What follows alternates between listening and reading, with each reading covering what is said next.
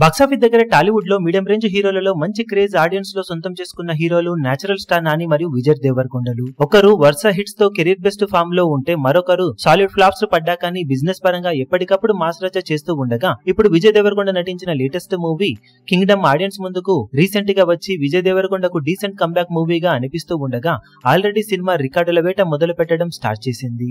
కాగా నార్త్ అమెరికాలో ప్రీమియర్స్ కి గాను హిట్ 3 మూవీ నెలకొల్పిన రికార్డును బ్రేక్ చేసింది Kingdom movie. Hit 3 movie Tollywood లో మీడియం రేంజ్ మూవీస్ లో బిగ్గెస్ట్ ఓపెనింగ్స్ ని నార్త్ అమెరికాలో అందుకుంది. ఆల్మోస్ట్ $8,84,000 మార్కును అందుకొని రచ్చ చేసిన కొత్త రికార్డును నమోదు చేసింది హిట్ 3 మూవీ. ఇప్పట్లో ఈ రికార్డు బ్రేక్ అవుతుందో లేదోనన్న డౌట్ వచ్చిన కింగ్డమ్ మూవీ ఇప్పుడు నార్త్ అమెరికాలో ప్రీమియర్స్ తో ఇప్పటి వరకు అందిన రిపోర్ట్స్ ప్రకారం $9,00,000 మార్కును దాటేసి మీడియం రేంజ్ మూవీస్ లో కొత్త రికార్డును నమోదు చేసింది. ఈ ఇయర్ కొన్ని టాప్ మూవీస్ సైతం మించే రేంజ్ వసూలను అక్కడ సొంతం చేసుకుంది కింగ్డమ్ మూవీ.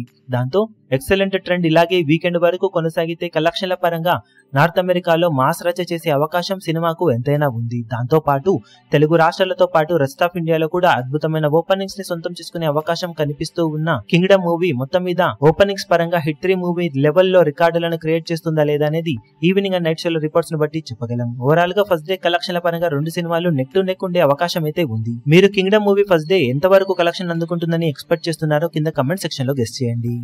ఈ వీడియో మీకు నచ్చినట్లయితే లైక్ చేయండి, షేర్ చేయండి, ఛానల్ ను సబ్స్క్రైబ్ చేయడం మాత్రం మరవకండి. ఏ చిన్న అప్డేట్ ను మిస్ అవ్వకూడదు అనుకుంటే బెల్ ఐకాన్ ను ప్రెస్ చేయండి.